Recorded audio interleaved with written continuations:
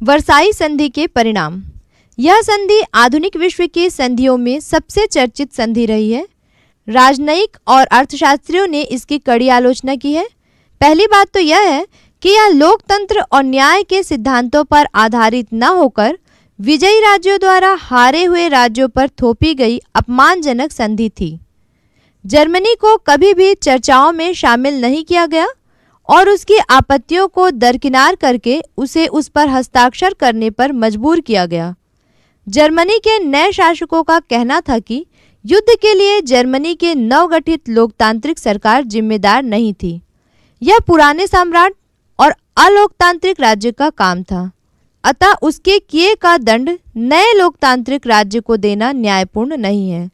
उल्टा इसका असर जर्मनी में लोकतंत्र को कमजोर कर देगा, क्योंकि जर्मनी के लोग ऐसी सरकार का साथ नहीं देंगे जो इतनी अपमानजनक शर्तों को स्वीकार करे।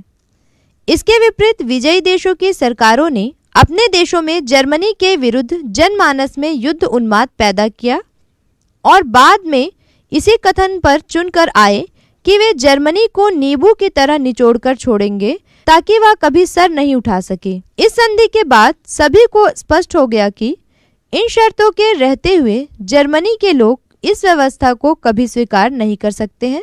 इससे फिर से एक अन्य युद्ध की संभावना बढ़ जाएगी। इसका परिणाम यही होगा कि जर्मन लोग आगे ऐसे लोगों को चुनेंगे जो यह दावा करें कि वे जर्मनी के अपमान का बदला लेंगे और वर्साई की संधि को ठुकरा देंगे। राष्ट्र संघ की स्थापना।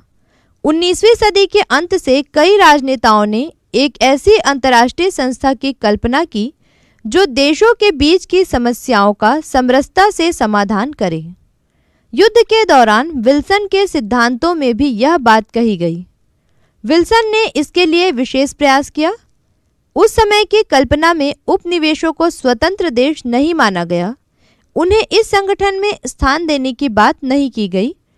1920 में जेनेवा, स्विट्जरलैंड की राजधानी में राष्ट्र संघ की स्थापना की गई, जिससे यह अपेक्षा थी कि वह देशों के बीच के झगड़ों का शांतिपूर्ण तरीकों से निपटारा करेगी और उनमें स्वास्थ्य, श्रमिकों की दशा, खाद्य सुरक्षा आदि विषयों में विकास के लिए मदद करेगी।